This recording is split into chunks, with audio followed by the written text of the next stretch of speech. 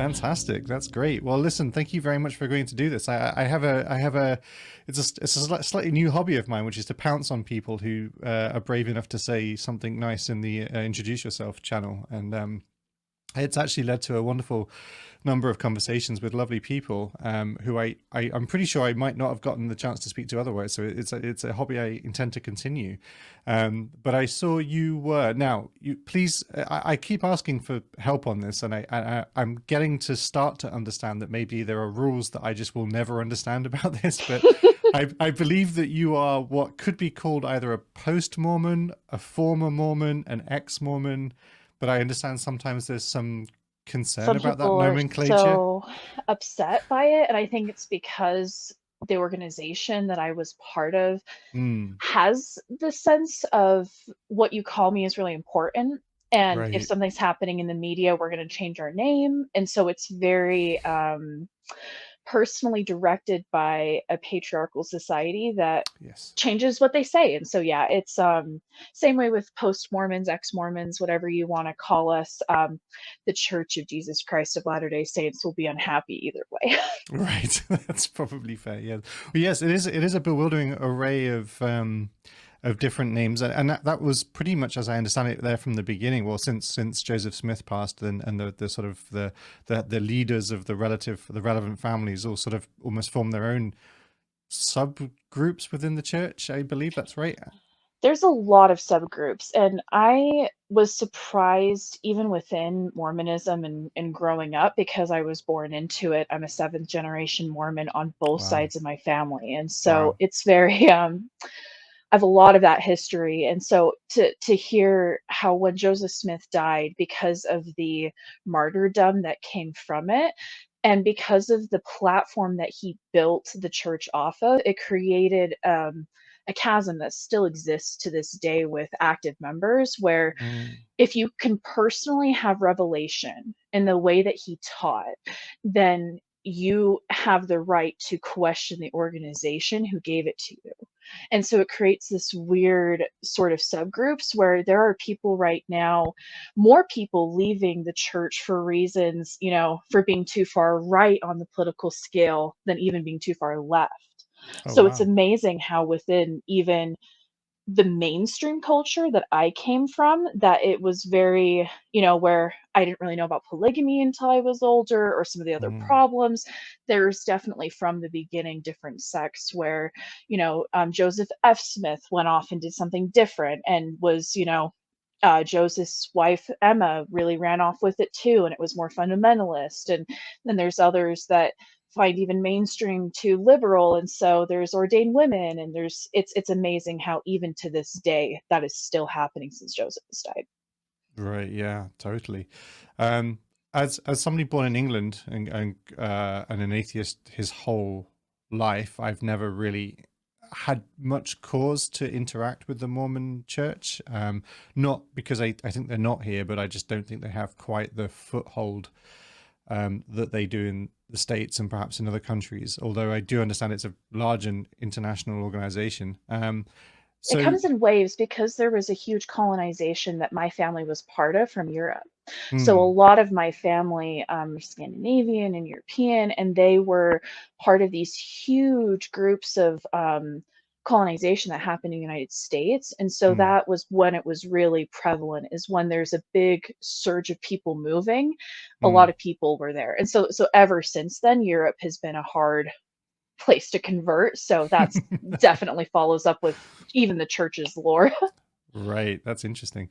So seventh generation is LDS Mormon? Is there a term that I could use that you would be comfortable with? LDS, Mormon, either way, I'm going to Either probably way. use both. Okay, no problems. I'll go with Mormon because I just honestly it's a lovely word to say.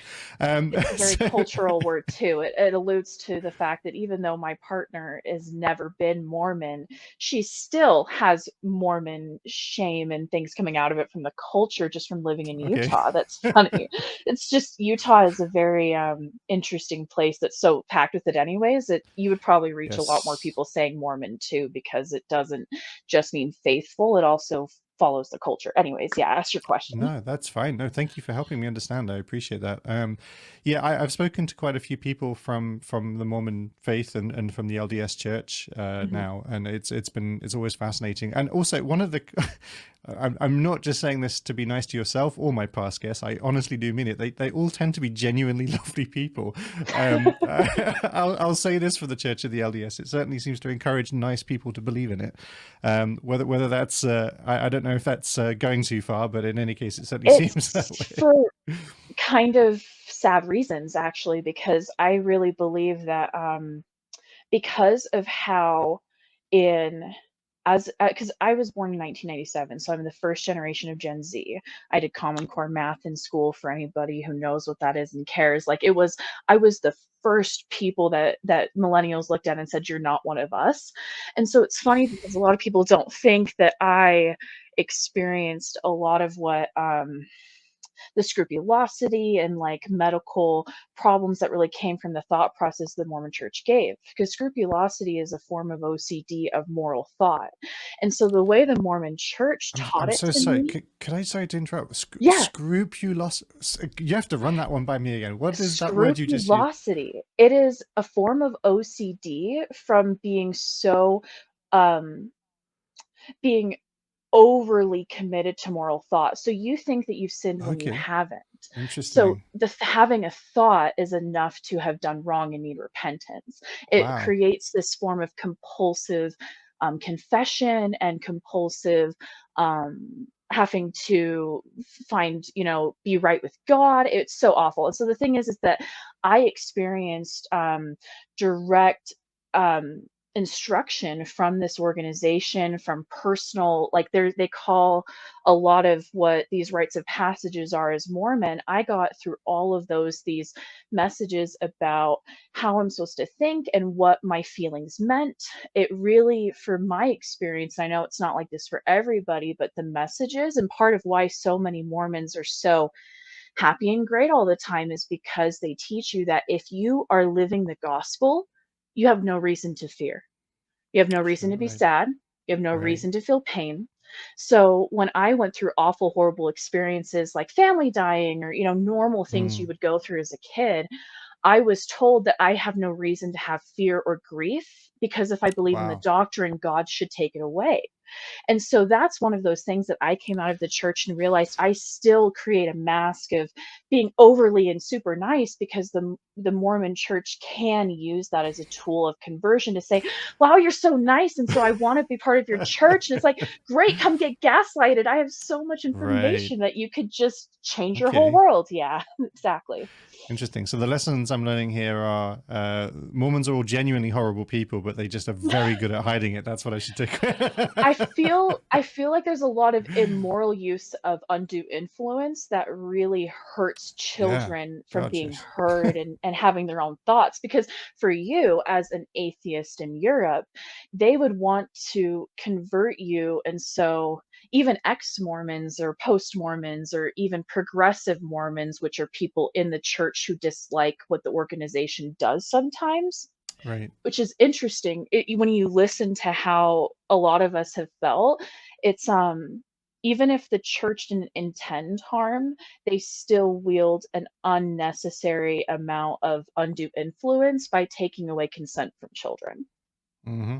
Yeah. Yeah. That's Not to dogpile before you even get to ask a question, wow. but there's No, lots of good information I yeah. hope you enjoy. No, it's great. No, please don't apologize. This is what I'm here for. So let's, if you might, if it's okay, let's maybe roll back to the beginning. As I say, I Yeah. mean, seventh generation Mormon. So, family, both father and mother, both Mormon in the LDS church. Yep. Um, how do you as an atheist, again, my whole life atheist, so I've never had to do this job Mhm. of getting out of a religious mindset, a worldview, especially my family weren't religious. I think on my mother's side, maybe she had a vague spirituality, but there's no real meaningful religion in my life. Wow. I can't imagine what it must have been like to be somebody who's grown up in that situation and had to navigate a way out of it. And I have every respect for anybody who's had to do that hard task, had to do that hard work. Yeah. So for you, I guess the question is like when did the journey start for you in terms of leaving the church? So, just to give, like, since you're interested in the timeline, Mm, so I was born in the church to the perfect, Mormon family. My a year after I was born, my sister was born. A year later, my brother was born. A year later, my dad leaves.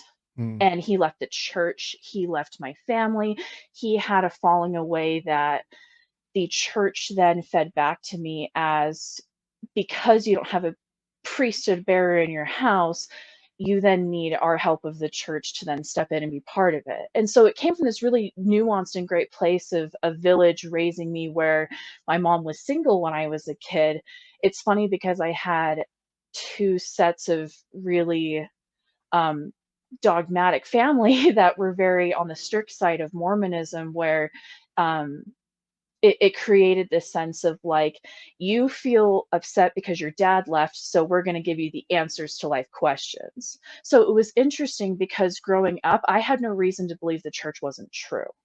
And of so course, when yeah. I went through the world, I always thought, I wonder how science works in God's head. Or I wonder how this study in school works in God's head. Or if I didn't understand something, adults were really, really good when kids have a lot of really great questions that deserve exploring. And that's why I was like, wow, I can't imagine vaguely spiritual people to sit down with a child and say, oh, so you're wondering what happens after you die. Have we, what do you think happens? Or, I never Mm. got to ask them. I was told this is what happens, and Here's this the is answers, backed yeah. by science, and it's all pseudoscience. And so I didn't even realize any like dissonance in the church until I turned 11. And when I Got you. turned 11, my mom had gotten remarried and created a sense of like questioning in my mind about how women fit in the church. Mm, Because in my mind, I always thought that my mom was sufficient and enough of a parent without a man, that she could be single and fill in all those pieces because she had my whole life. And so to watch the church encourage her so hard to date and to fall in love with another man and to really fix a broken family the way that they saw it was really, right. really hard for me. And so I started asking questions about, okay, so the whole Mormon doctrine is based around the idea of a family unit. If what they're telling me is true, that Heavenly Father exists, what they call God, what about Heavenly Mother? And I started thinking about it from the women's perspective in the church. And what was horrible was it was my poor stepdad who was my Sunday school teacher. And so I would ask him at 11 years old, well, why can't women hold the priesthood? Or, like, what Simple are our question, but roles? quite revealing though, isn't It it? was because I was taught all these male figures in my life that I was supposed to emulate.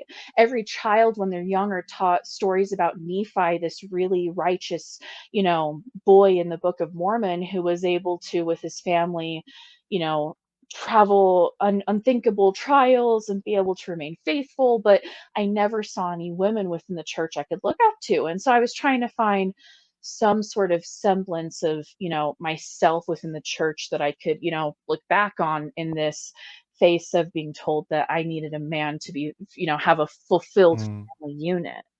And so to have that experience and kind of pacify it, 2 years later, I was given instruction that it was about time for me to get a patriarchal blessing.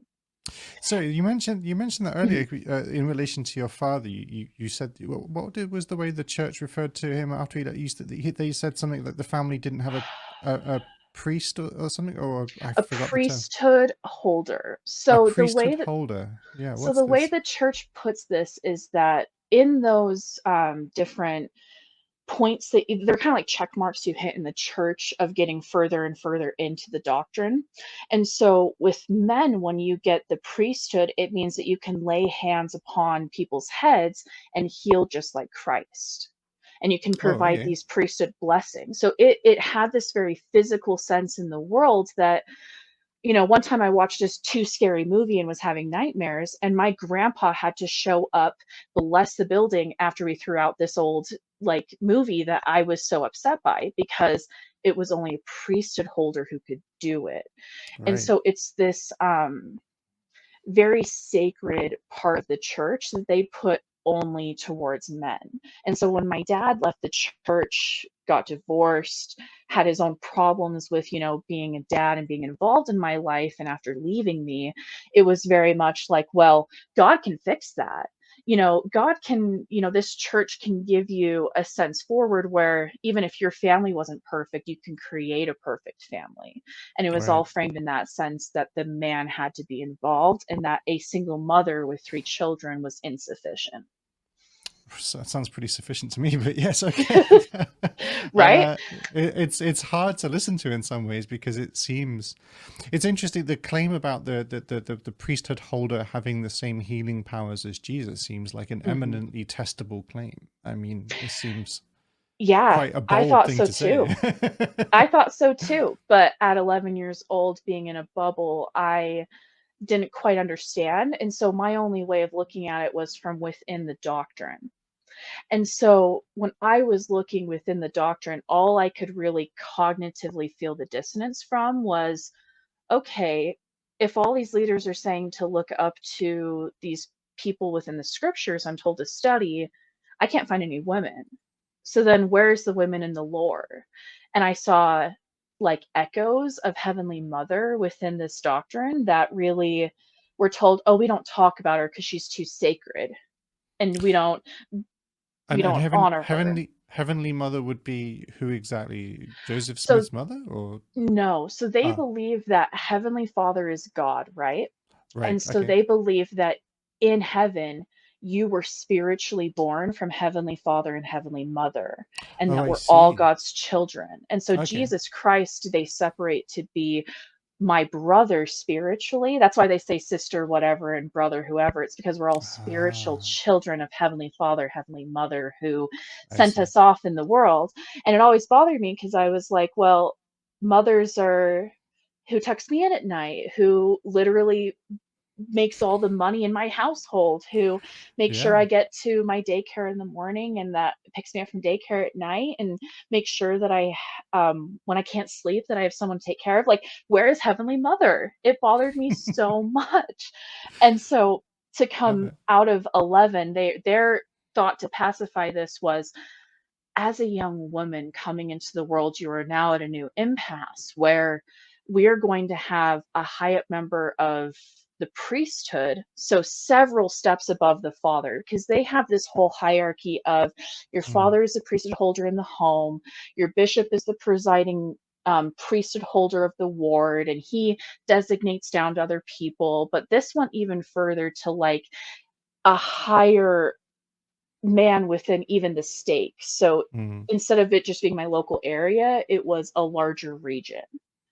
And mm. so I'm like, okay, God's going to speak through the hands of this man. He's going to lay his hands on my head and he's going to tell me how to find a way forward in the church and what my role in this life is going to be. It feels very fortune telling looking back Mm. on it, but at the time it felt very like, oh my god, this is the moment in the superhero movies where I find out my true power is the power of How, God or something. and how old were you at this point? 13. 13. Thir- Gracious. 13 years old, asked to go alone into a room with a man and be told what my life's destiny would be. So I asked my mom to come. And so, of course, my stepdad invited himself, and I told him, nope, sorry, my mom's coming, and it's just going to be me and that man telling me and my mom who I'm going to be. Right. And I went in and I still have my original copy of what they said, but what this man told me in this air of prophecy was that my job and role in this church and my destiny for moving forward, because I was struggling with finding my place, was that because my name is Sunshine, that I would have the love of God shining from my face, and that I would be what people would look to be an example for how women should be in the church. So instead of being told that I had people to look up to, that I was going to be that person. And so they taught me even further, giving me this piece, and it all led up to this big thing at the end where it said that because of my power of faith, I would empower my priesthood holding husband in the future to be more powerful with his priesthood blessings that would be needed to test my faith. So they're setting up this really ominous future event. And Yeah. as a kid, I'm being told that I need to have the power of faith to be healed and that I need my husband to be worthy. It just To be healed it in just what way, wasn't sorry? right. That's the thing, is they made it seem like I would have um turbulence and trials, Ah, and I would need to be tested, and so I would need to be called upon the power to heal, and so they tried to teach it as if I would be the heat behind the fire for my husband's priesthood, and said that's good enough, right, for you to find your place. That's where it started to turn for me, because I no longer could just sit there and say, "Oh, I'm being a good enough Mormon for showing up." It taught me that I needed to do that by analyzing my thoughts, figuring out when Satan was tempting me. It was very much a bunch of men are in my head telling me how to think, what to do, and I got to figure out if it's God or Satan, instead of being told my thoughts and feelings are valid. it's a fairly common narrative in today's culture that the patriarchy is driving everything, and there is arguments to be made, I guess, on either side of that. But in the case of the Mormon Church, that is not A literal trivially the case. That structural. is very literally the patriarchal nightmare, right? This is madness. Sunshine, I Yeah. have to say, firstly, I hadn't realized that was your real name, and that's a wonderful name, by the way. I'm sure you get told that all the time, but I couldn't not say so. I love I can Um, use it online because still people are gonna think it's not they're never real, and going to then know. It's they true. won't know, and it's doesn't matter. The other thing is, like, I think there's something so I really am looking forward to hearing you continue your story. So sorry to interrupt, but I have to say, just the nature of the way this is unraveling itself just through the eyes of a child, essentially, Mhm. because of the self-evident uh, exclusion of an entire gender from the narrative is just it's a wonderful it's wonderful to see it sort of It's unravel so for easy something for so people simple. to look from the outside and say, "Well, they women want to do that." Well, Hmm. women want those things to be happen. Like, some women want the patriarchy to be in control. And what I have to say to that is that currently, at 24 years old, I have come to know that I do not want to bear children.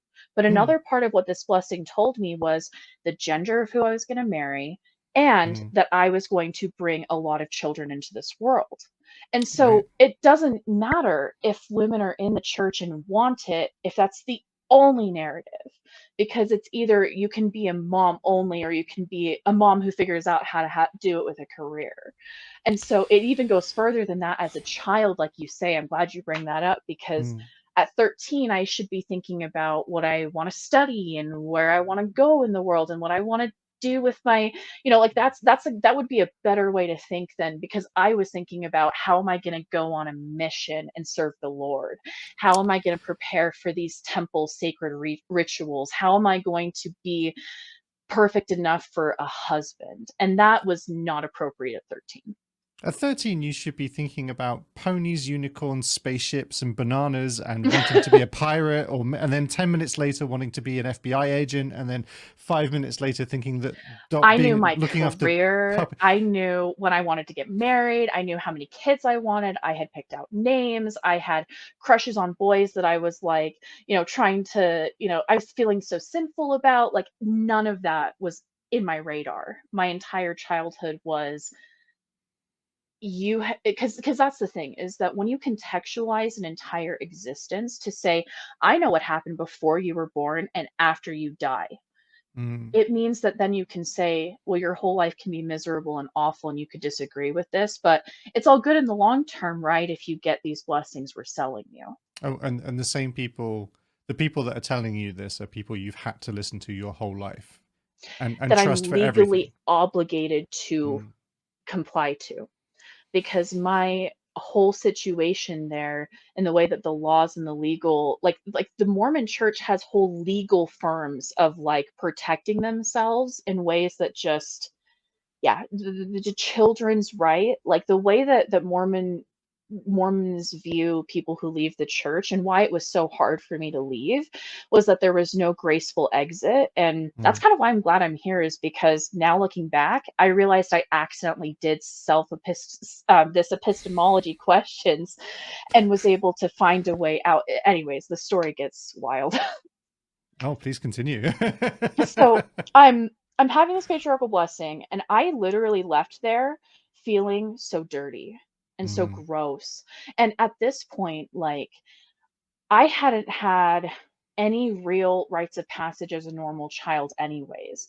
So at this point, my mom had talked to me about sex in the context of, it's not dirty and bad, but it's until after marriage, so don't even think about it, but don't pleasure yourself now. Like how, Right. and so and when I lead into the patriarchal blessing, there's even a point at which he talks about, you know, I need to be chaste, meaning, how I need to act about my body, and about how my thoughts can lead me astray, and how I'm smart enough to know the difference when, as a 13-year-old, like you said, you should be thinking about ponies and bananas, and when are they going to do freaking pizzas every week at lunch? Like I wasn't there at all. And so to be that concerned and that worried, I started down a rabbit hole of, okay, so if there's no women within the church, all of these pieces that I felt missing were from men. So I complied to the patriarchy. I started asking my grandpa more for advice about things because I didn't have my dad. And I started to, because I really was also resenting my mom getting remarried, I started to accept my stepdad. And I love him now. He's my dad. He really stepped up in ways, but because the church had such a bad way of telling my own story, it was really hard to then rewrite it. But at this time in my life, I started to have that scrupulosity, religious OCD, where every thought that I had was a prayer. And I don't think I could explain that well enough to you as an atheist, to put your thoughts in a way where if they were not directed at God, okay, now I'm going to finish the sentence so it does. That's a lovely that's a lovely way of thinking about it. I've heard I surely I would agree it's probably going to be very difficult for me to see it, but that's a beautiful way of expressing, I think, something that I've heard lots of religious people, so not all certainly, but some religious people express that same sentiment. Oh That yeah. literal thought thinking is praying, essentially. Yes, and so I dove into music because while also being seventh generation Mormon, I also, a lot of Mormons are really musical, and so I have a lot of really musically talented family members. So I was in the band, and so I was not just in band, I was in every band class I could be. And so this scrupulosity of like, I need to go all in went even further than religion. Because then at that point, okay, God's given me this gift of being able to play music. I need to do it 100% of the time. And Mm. so then it turned into these other problems of, well, I'm taught about how, equality works, about social justices, and about how the church is, and this is a lie, but they taught me at the time that the church was always ahead of all these social movements about women's rights and, African American rights and other minorities. That's just totally false. But I just really was on this moral high that, okay, so if God gives everybody a fair and equal start, then I need to be conservative because all these men are telling me that that's, the fair and equitable way. And within the United States, that conservatism is not European conservatism. That's pro Trump rhetoric that Mm. I was reading at 14 years old before the election of Obama. Like I Mm. wasn't around for when Trump was the conversation, but I was there to hear about early QAnon, conspiracy theories about the government. Like because my inability to trust my own logic and understanding because the patriarchy was telling me how I should believe about my own self. It really set up this beautiful narrative to where I was really diving too far into morality to say that, well, everything's moral. Going to the bathroom at school was moral because if I did it during class, I was taking myself away from schoolwork. That should be even an opportunity for the spirit. Like it went so far with that Mm, that it was hitting like a heated like breaking point when I was about mm. 15. And it broke when my aunt committed suicide. Wow. I'm sorry to hear that. Well, I'm sorry to hear about your aunt. Yeah, Yeah. you can back up. So You're good because that's a good point to end the story. no, that's well, I'm sure that's not where it ends so much, but look, it's one of the things that I keep trying to repeat as much as I can because I think it doesn't ever need to stop being said is that um as somebody who's been an atheist my whole life, and Mhm. I know lots of atheists out there who've had their own experiences and journey towards atheism. One of the things that I think we must never forget is that under certain situations and circumstances, we would be the other party in these conversations. Um, and the kind of world that you grew up in and the kind of pressures that you were being put under that led to the way you were framing the world. Literally describing seeing going to the bathroom as a moral act.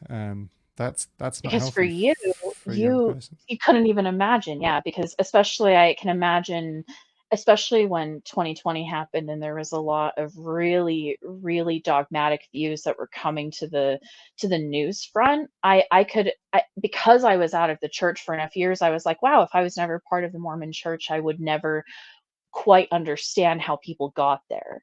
And so Yeah. see people logically, reasonably. I had a 3.9 GPA. I was the drum major at my high school. Like I was what people looked up to as intelligent. I could fall for those thought traps. And so I think that I kind of did the world a disservice by not talking about it until 8 years later because I had so much shame for the fact that that I was in it and I felt the dissonance but couldn't see it. And it took until I could compassionately see myself as somebody who was taken advantage of, and that's impossible for some people, but was very difficult, and I'm privileged that I was able to leave the way I did.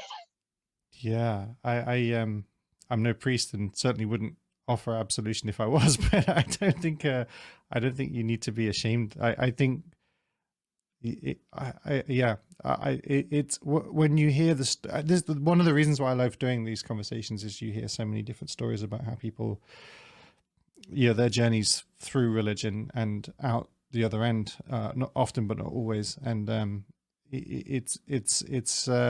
honestly it gets to me. Like I feel a renewed sense of the need to have these conversations more and more every time I do this, because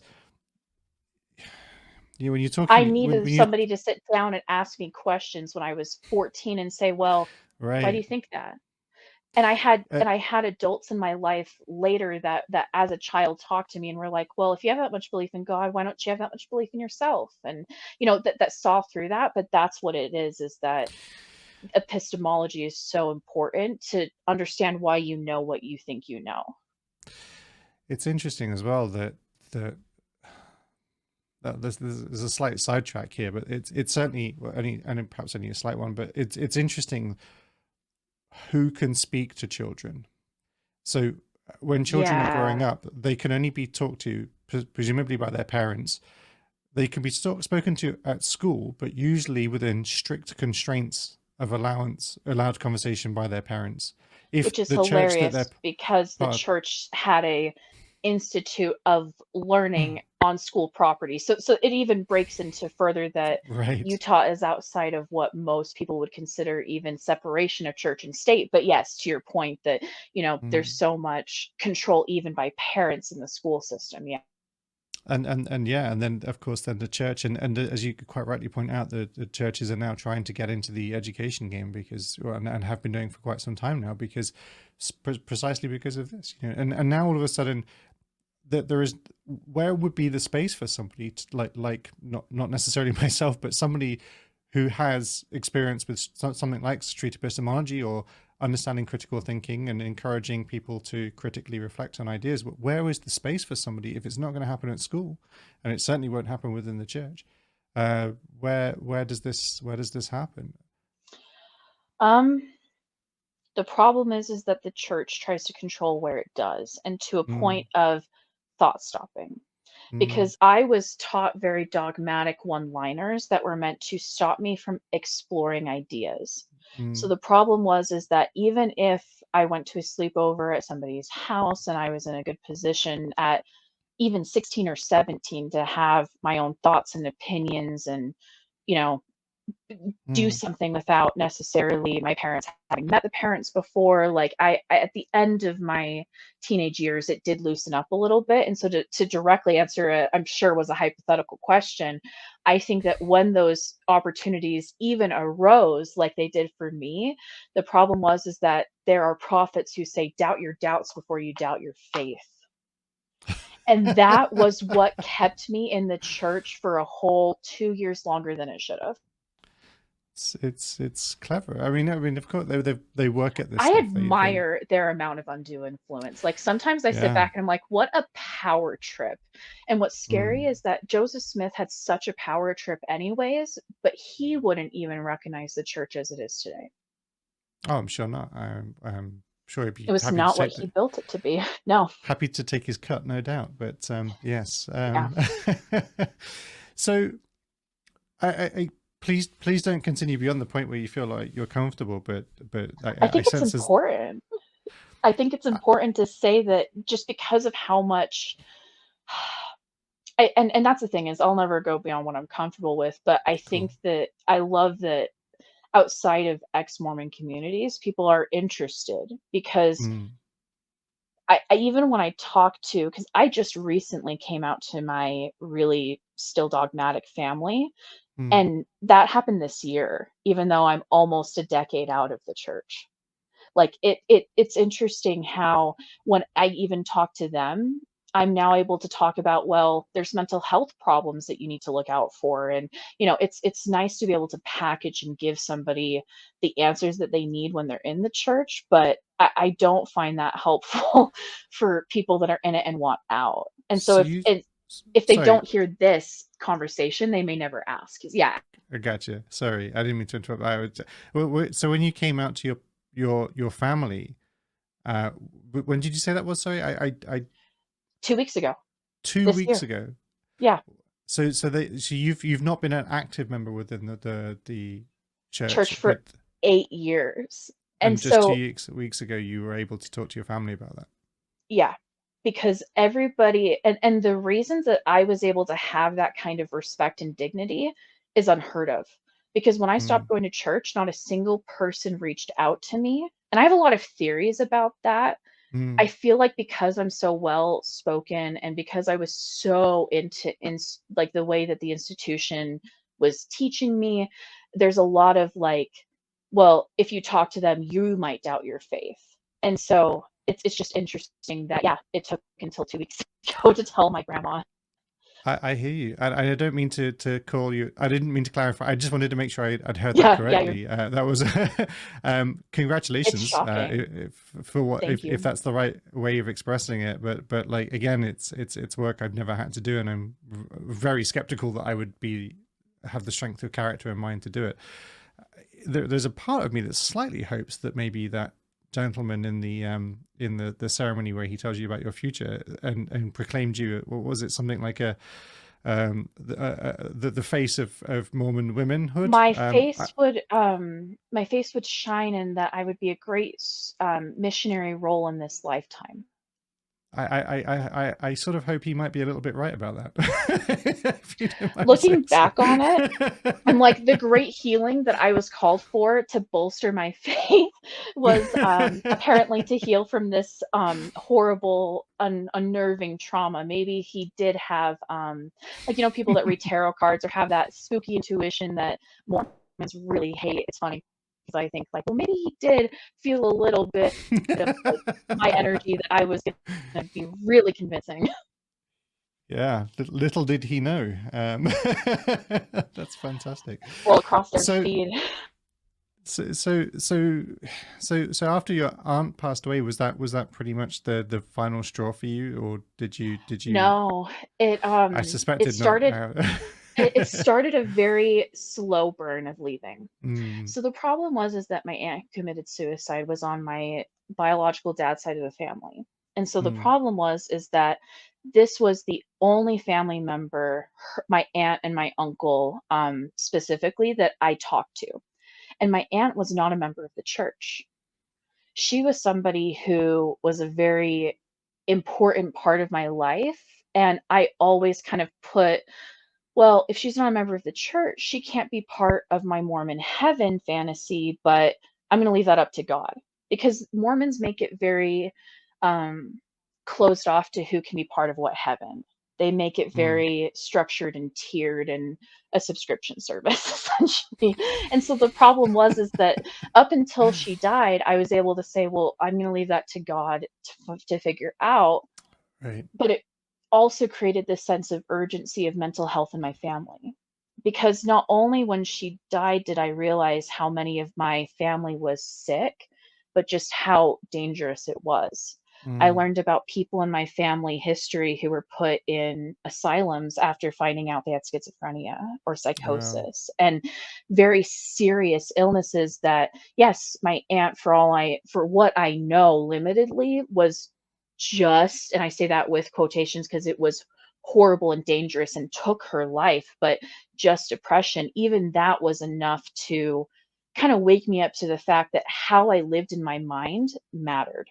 Mm, And it really sucked because I'm not going to go into the whole details with my dad, but it brought up a lot of weird, like, memories about my past and how I was thinking. And it slowly started me to be comfortable with sitting in uncomfortable feelings. But the problem was, 2 weeks later, my grandpa on that side of the family died. He fell down a flight of stairs. And so the thing was is that my Mormon family had a very different funeral experience to my grandpa than my aunt. right. At my aunt's funeral, my Mormon family made it seem like they were jealous of me and my mom and my siblings because we were capable of having Christ like love in the way that Christ actually taught, in loving and still holding places for my aunt in a way that they didn't. And so it felt very like, okay, well, that's weird. That's probably just like them misusing their priesthood, whatever. Like I was still thinking that they were valid members of the community that were just misunderstanding my aunt.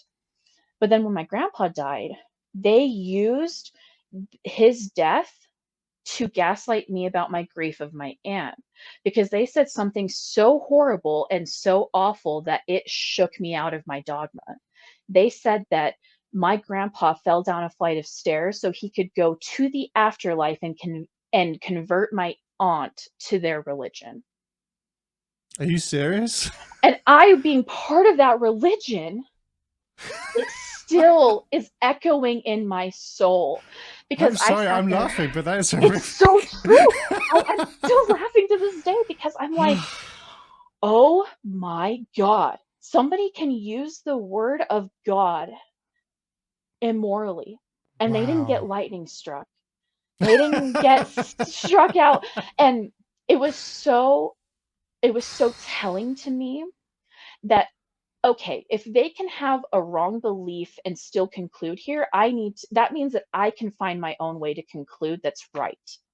So I went into allowing myself to no longer thought stop with the idea, right? The doubt your doubts before you doubt your faith. I started to say, well, if I doubt my faith, I'll come out the other end and be like, well, I'm a better Mormon than you and you're wrong. Like I was out for a vengeance. Like Little Miss Sunshine, people who knew me at the time knew just how razor's edge I was about morality. I mean, clearly to believe in such dogmatic beliefs that, Barack Obama was going to destroy the planet and just awful, terrible things that Right. coming out of that, I was like, okay, I need to know for myself. I've read the Book of Mormon in pieces, but I haven't read it cover to cover. So in my mind, I was like, okay, I'm going to use my patriarchal blessing and what I've been taught to then doubt my doubts and get my faith back. Because at this point, I'm going through grief. being told that I have no reason to feel sad because I will be with my aunt in the future, saying that my whole feelings there was no space for. So at Right. that point, in my blessing, it talked about, okay, we'll rely on the church and its teachings and its programs to feel that faith. So I said, okay, I'll do my young woman's equivalent of an Eagle Scout project, if you know from that. And I'm going to read the whole doctrine of the scriptures. I read the whole Bible, Old Testament, New Testament, the whole Book of Mormon, the entire Doctrines and Covenants, that's like hundreds of chapters, the entire Pearl of Great Price, which is those Abrahamic writings that Joseph Smith translated. Like, I read The Pearl of Great everything. Christ. I've never heard of that. Pearl of Great Price. They make it seem like, Okay. oh, this is a gem that Joseph Smith left before he died. Or maybe I And have so heard of that. that Okay, yeah. Sorry, it's carry interesting. on. No, it's good. It's just I read everything. And I Gotcha. did my whole personal progress saying, if I do what God tells me to, I will feel the spirit. I'll come out of this and I'll be Mm. done grief. I was like, man, I'm so smart. I found a way to hack grief. I don't have to. I can just move over it. Read my way out of it. It came back 8 years later. I'm still now processing all the grief that came then Right. and after. Like, really, when you stop yourself from those feelings, it creates more dysfunction later. Because at that Sure. point, I hadn't felt what they called the spirit in a long time.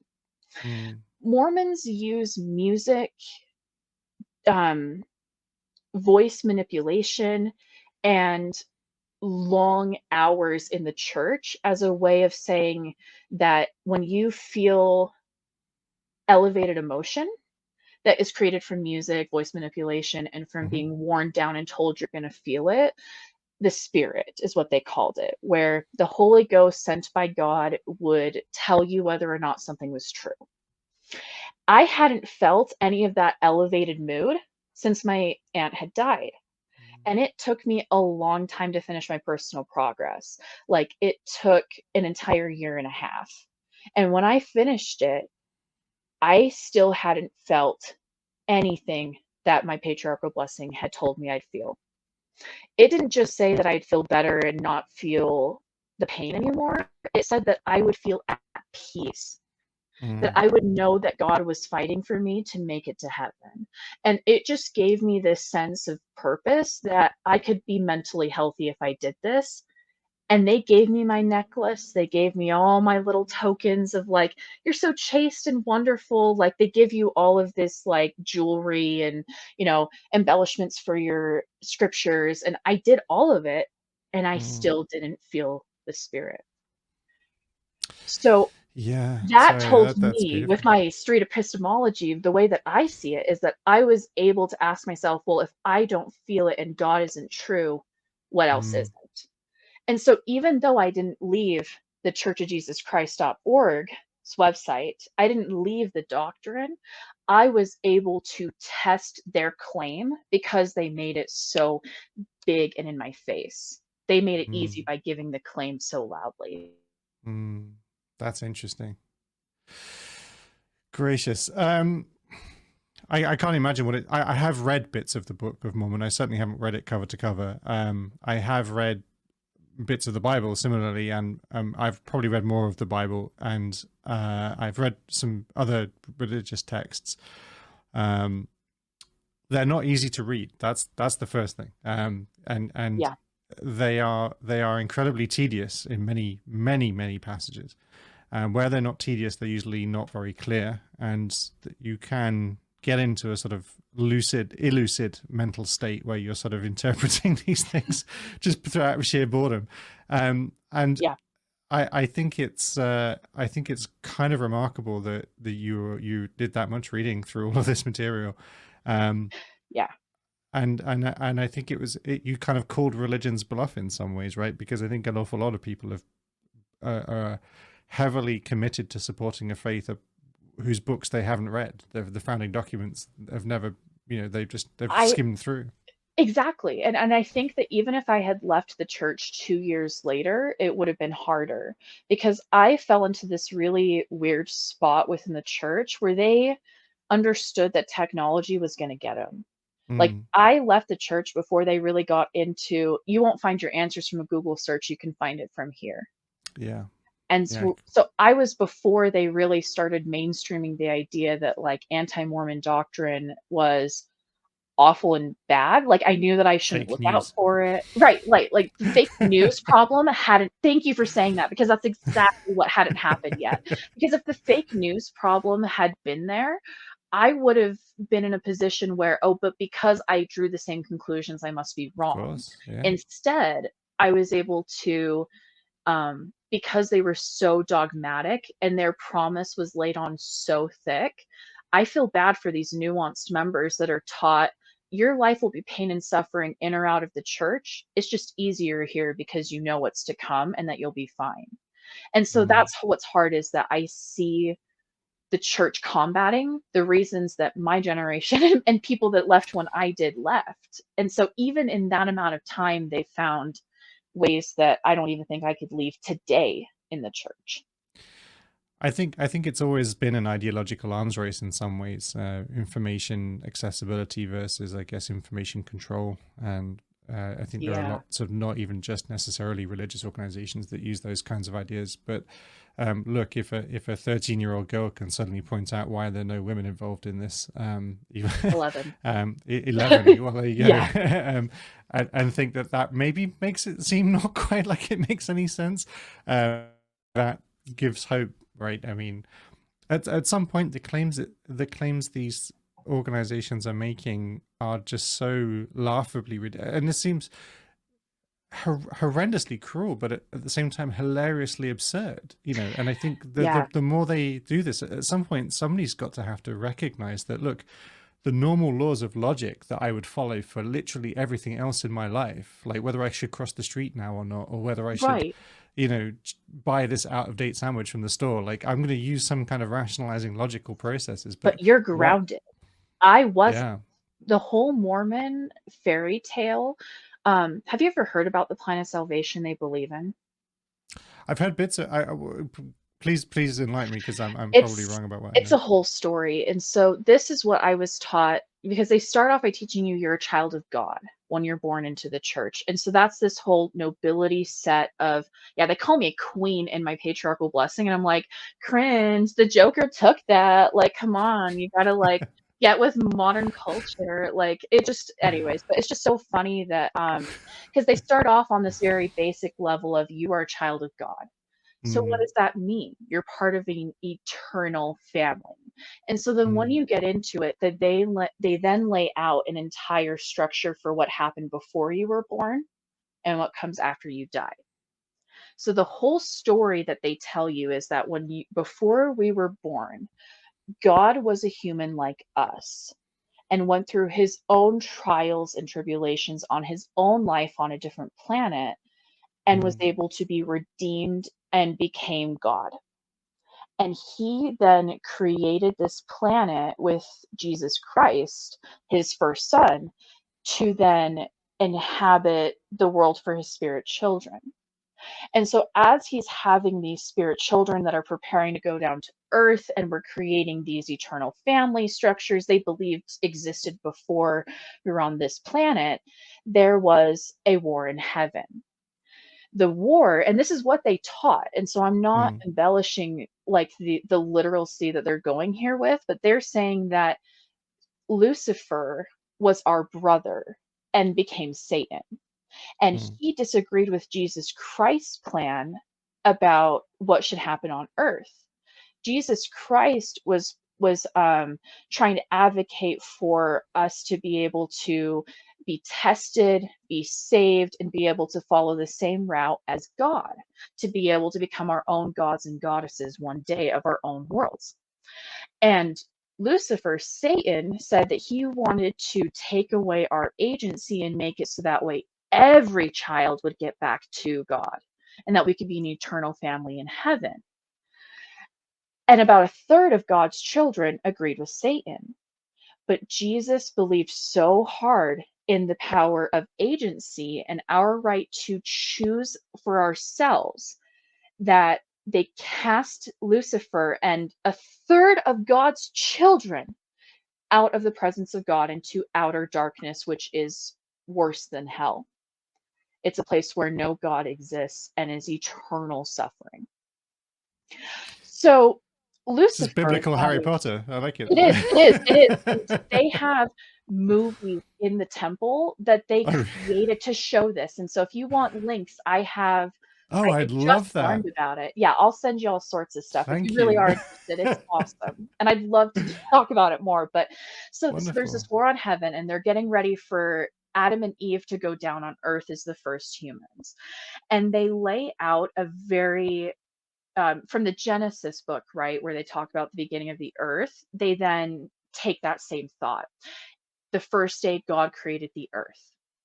The second day, God did this. And they go through that whole step where in Mormonism, they believe instead of 7 days, it took 7,000 years.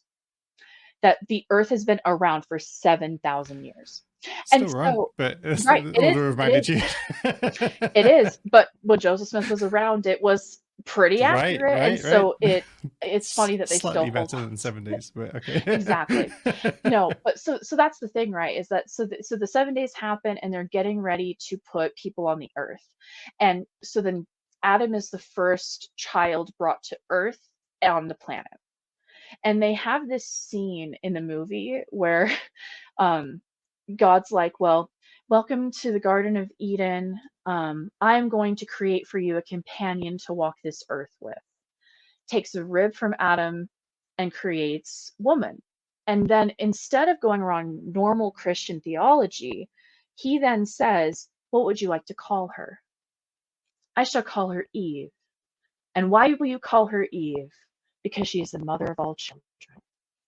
And I just always thought it was so weird. I'm like, that doesn't make any fucking sense. But okay, go off, go off.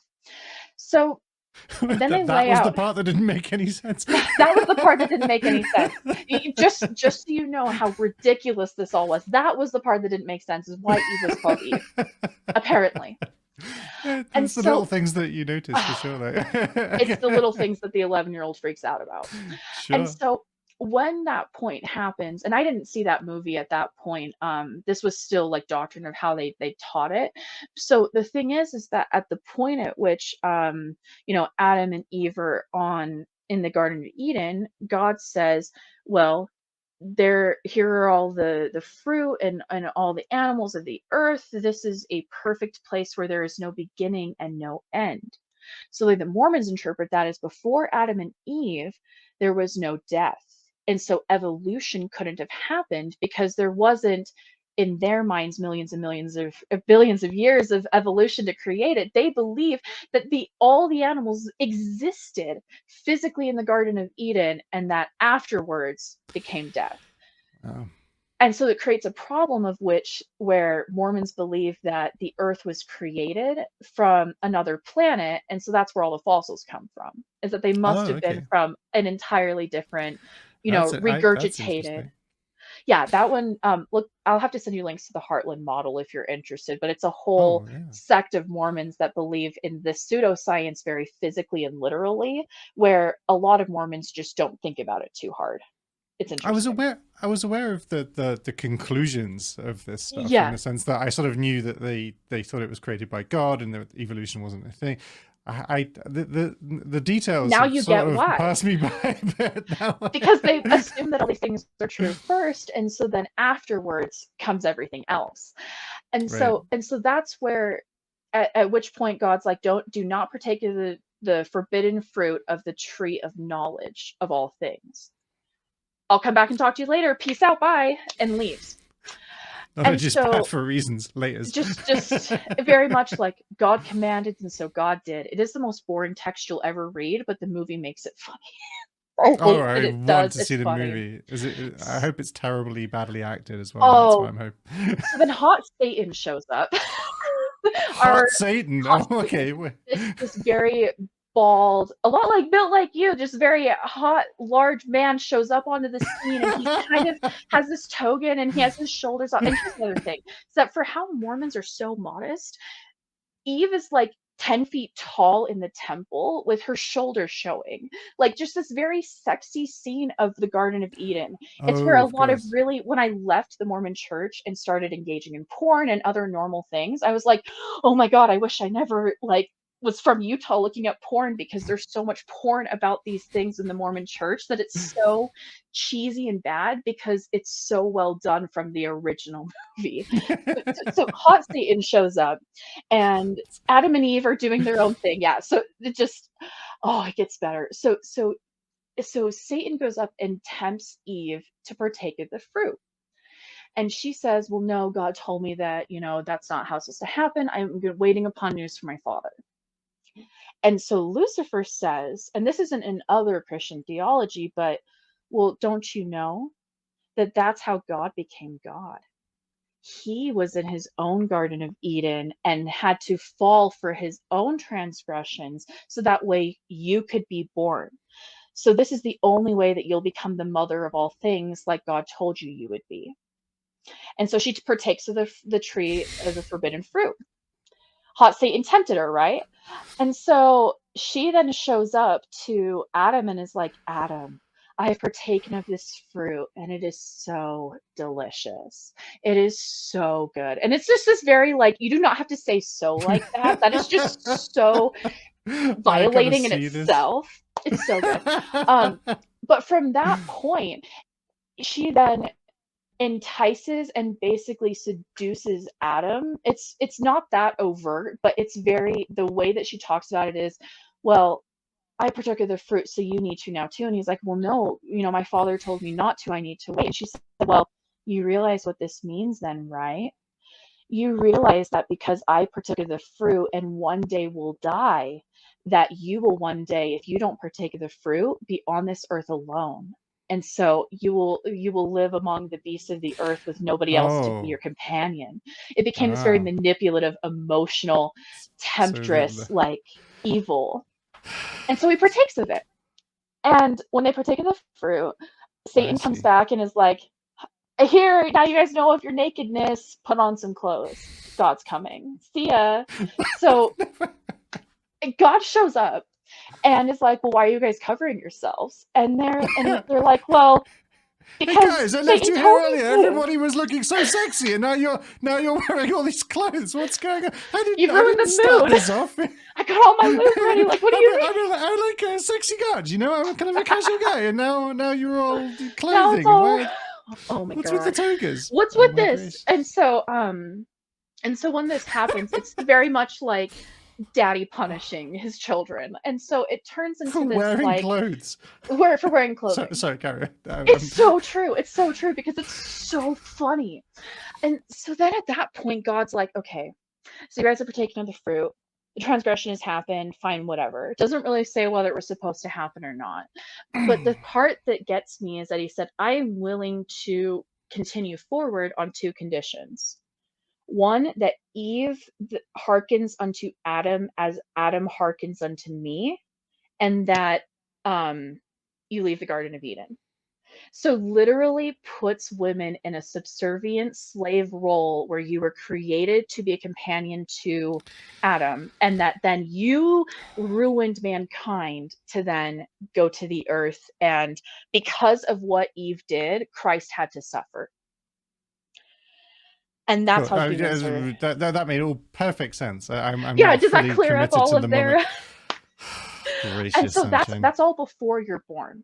And so then their whole thought is that because Eve did that, we now have to live our lives and be tested for our faith. Mm. Even though Christ died of our sins, we still have to repent. And there's just this whole weirdness about life being a trial. And so they're able to say both that the priesthood power is testable and is true, and you will get real blessings, right? The way that I was taught. But then they can also play the other side of that to say, well, the blessing is that you get to live with your eternal family as a God in of your own heavens, right? So they believe that in the afterlife there are 3 degrees of heaven and outer darkness. And the one thing I'll point out here about the end of the plan of salvation, I didn't find out until I left the church. Women are not considered intelligent enough to be an apostate of the church to be cast into outer darkness. So whether or not I remove my name from the church, whether or not they knew that like I was engaging in anti-Mormon propaganda, as they had called it, I'm not intelligent enough to be cast away. And so I may still, even if I remove my names, get my name baptized after I die, or get sealings done when I didn't ask them to.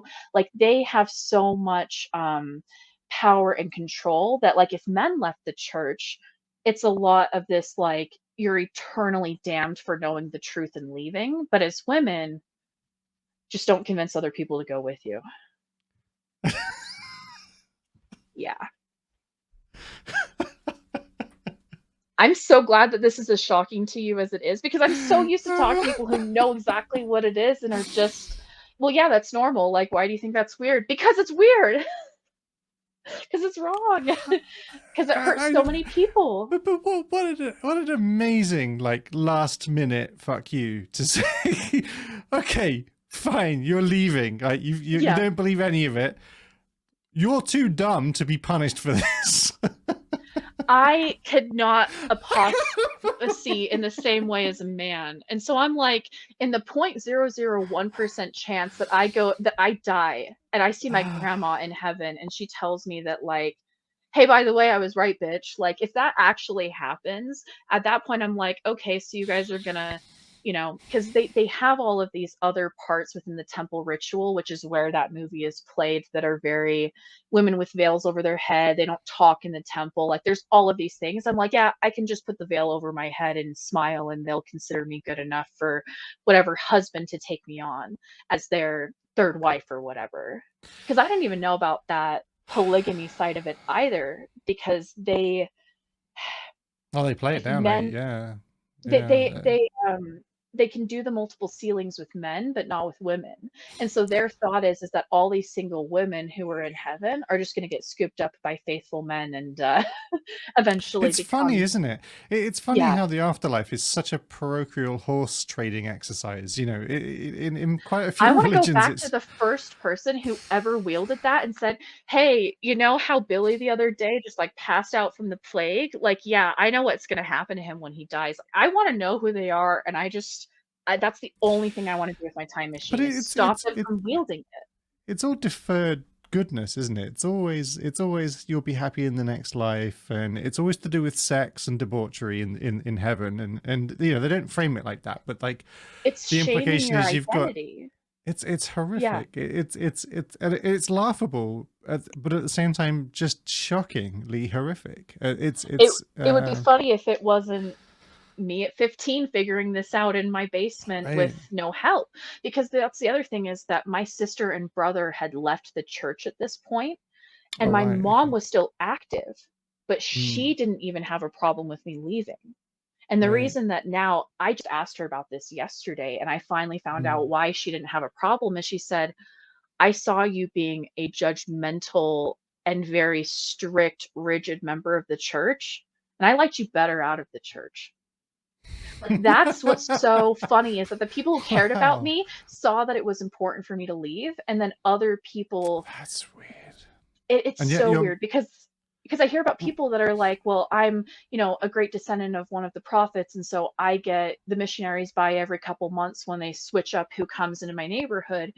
What I don't get that at all. I left the church and my logins to the website still work. I still have my membership up. Like, I really... you have an active like membership account then on? Yeah, I can go. I went in there one time and was like, I want to copy my patriarchal blessing, and 3 days later they sent it to me. Like, they still think within the Mormon records, they don't see how me leaving the church and still having access could be...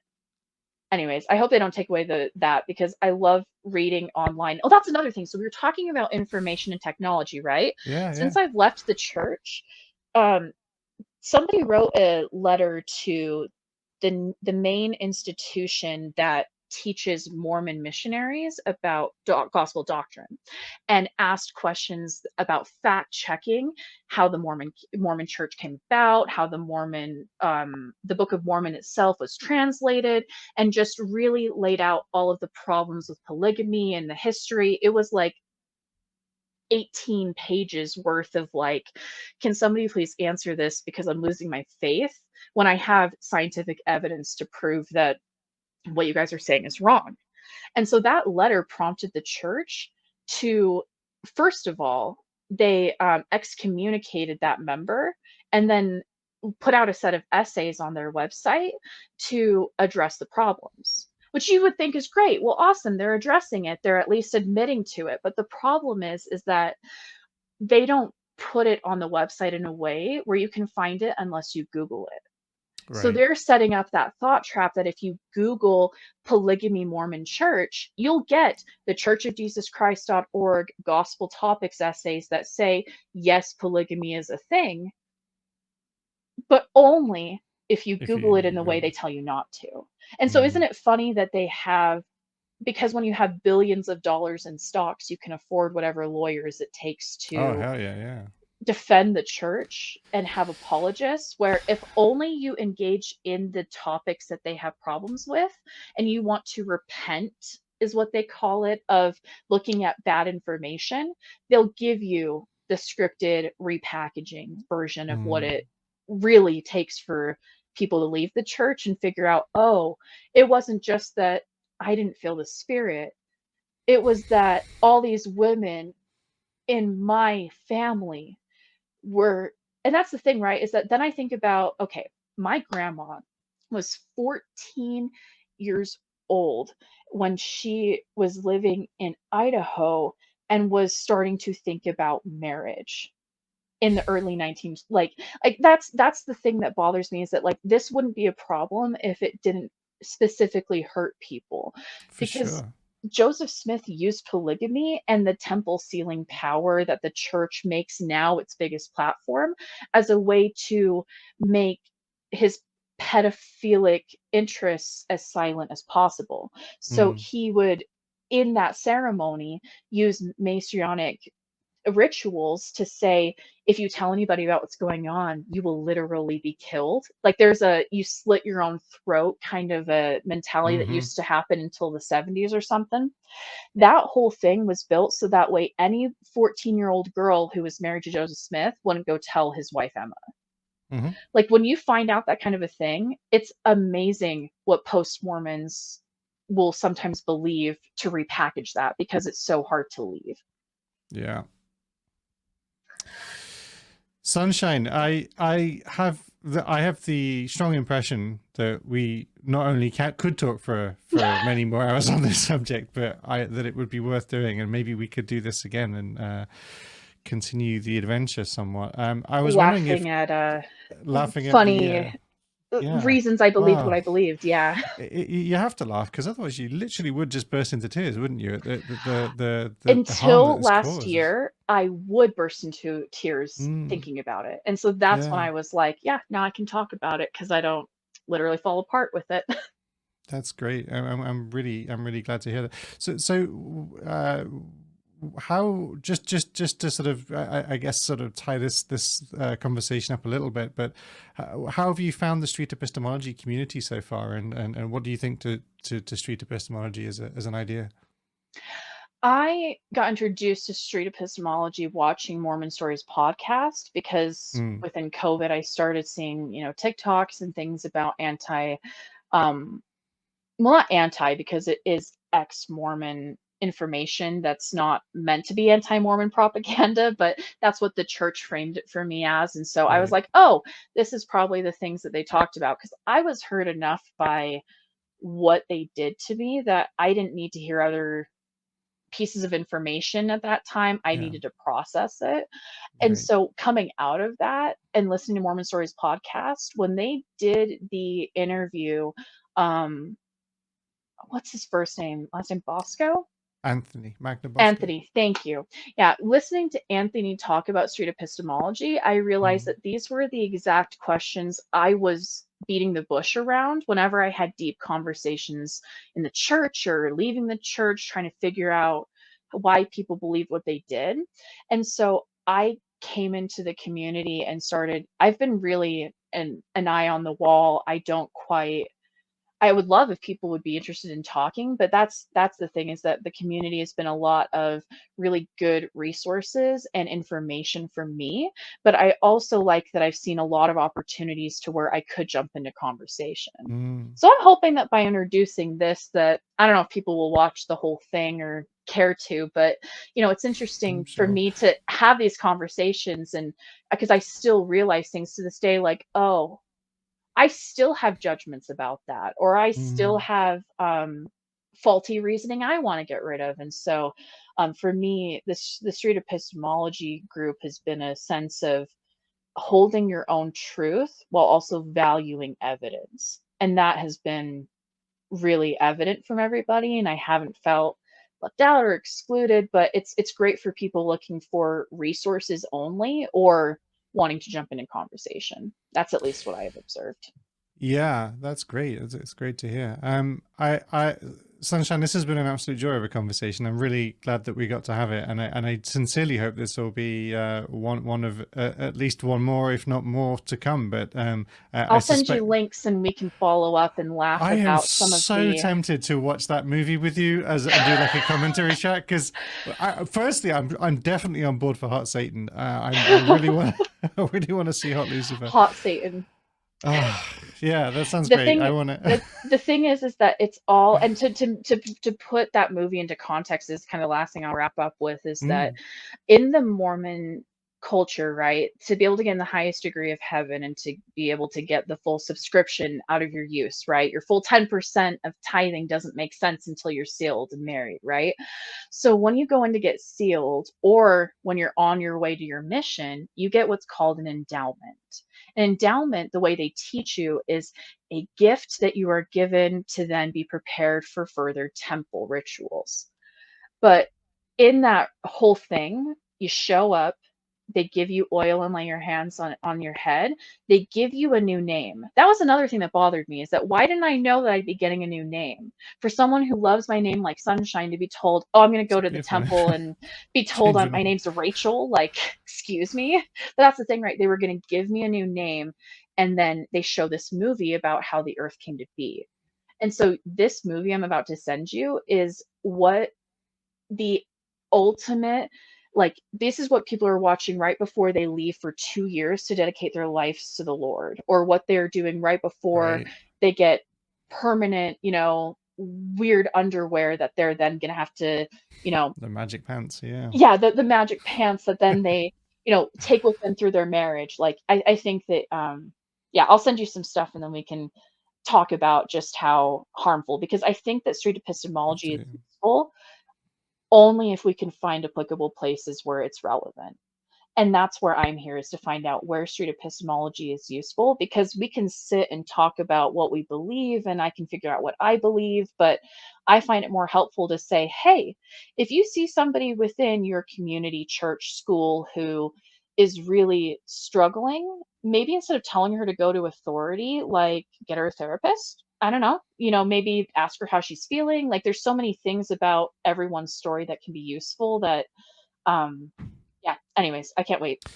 No, that's great. I would say I think that from a street epistemology perspective, I don't think it's really. I think street epistemology is specifically not about saying like you believe things and I believe things.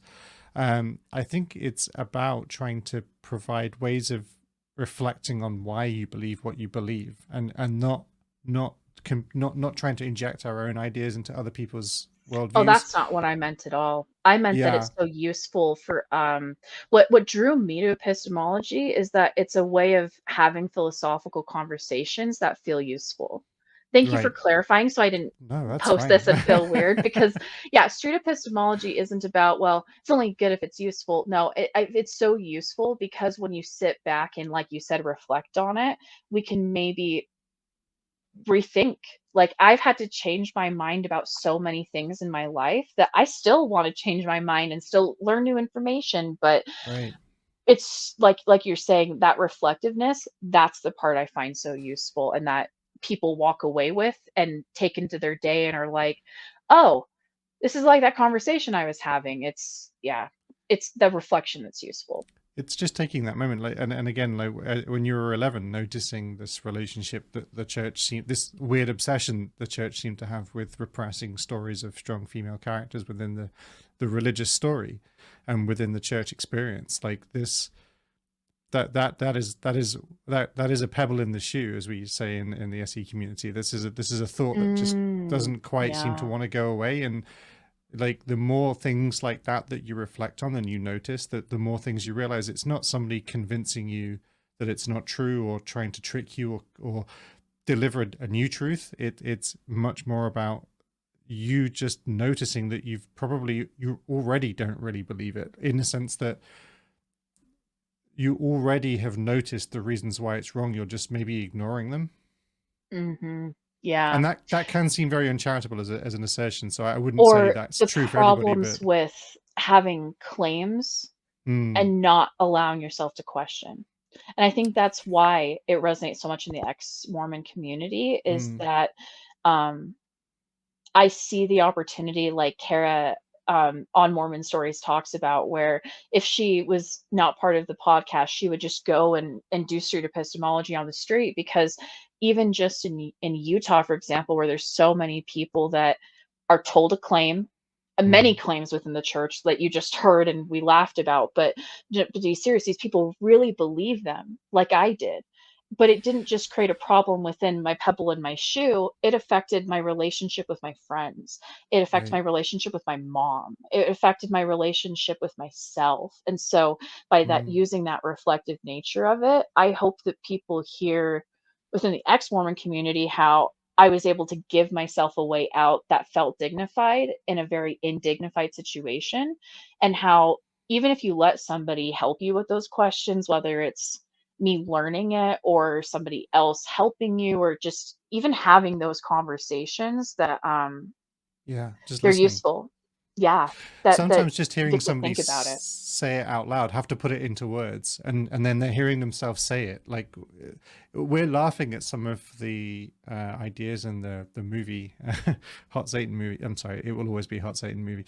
But it's largely because we're articulating them. You know, we're sort of externalizing them, and when you do that, you realize how silly it sounds. You know, and sometimes Yeah. that can be all it needs, is just to start people, not to, you know, Because they don't completely. teach you this when you walk into the church. When they hand you the Book of Mormon and say, "Learn, preach my gospel, we're going to convert you and we're going to get you baptized," they tell you you're a child of God, that you can become like God one day, and they make it Lovely. very lofty. But Mm, that's the thing, right? Is that if you don't allow yourself to get stuck in the attic of it and get to the foundation and the roots of that building, you'll find that maybe that building is upholding really bad problematic problems. And I guess I'll end with that, that because I was not allowed to question my epistemology, I was not given the opportunity to decide if I really believed in it, or maybe that right. my family was upholding white supremacy. Like that's the thing too, is that when I look at my Mormon church history, I also see I was my biological dad's side of the family was part of one of the first colonies in the United States. Like that's just very, very problematic in how that layer of, oh well, I believe in God, what's the problem there? Great, you can believe in God and you can believe in those pieces, but be willing to have that conversation, because otherwise you might be upholding things you didn't know you were. Yeah, this is the problem with what, once you allow yourself to hold something as true for potentially reasons that aren't entirely rational, it does leave an awful lot of space for other things to also Or for piggyback onto that Mormons, idea. the only truth. They Oh make it a yeah, well really good exactly. point that it's the only truth and that they're the only source of truth, and that if that's the case, if they, or my thought is that if they have that truth, it would be easy to question and show with evidence, and that this whole process allows people to reflect and realize, yeah, I actually do have a sound place where I feel comfortable because of my own reasons. There are Mm, reasons that I know people that are still within the church that I can respect, and maybe we can talk about those next time after you hear mm, all these amazing lofty bits, how I can still love what the church does for people and still call mm. it to make changes so people can have this conversation and come out the other end still believing, if that's truly what the church wants. Yeah, I'd love to hear that. One thing I'll just say, and it was something I said earlier, but I think it's a good point to end on. If anybody's listening to this and would disagree and maybe be frustrated at some of the laughing at some of the ideas and things, what My I want irreverence.